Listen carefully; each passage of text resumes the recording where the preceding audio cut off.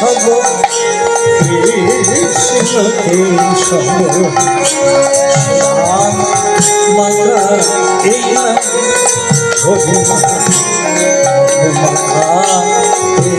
না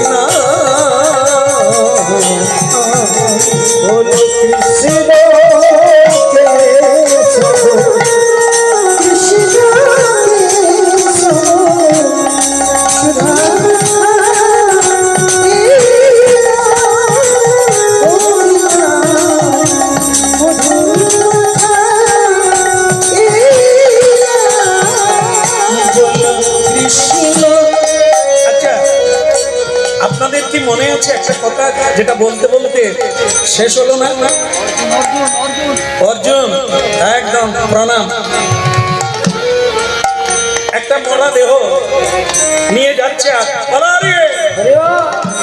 কৃষ্ণ ওটা কি বলে? কেউ মারা গেছে বোধহয়, এই তাকে নিয়ে এই গঙ্গার ঘাটে এসেছে। বলে একটু দাঁড়িয়ে যাও তো দেখি কি করে ওরা। তো এই সব জায়গায় এখন অনেক জায়গায় নিয়ম আছে, পোড়ায় না আর দেহ সৎকার করে না, এমনি একটু মুখাগ্নি করে গঙ্গার তীরে রেখে দিয়ে চলে যায়। তো সেখানে তাই করলো, একটু মুখাগ্নি করে গঙ্গা জল মুখে দিয়ে দেহটাকে রেখে দিয়ে চলে যায়।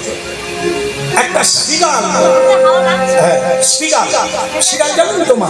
5 পা।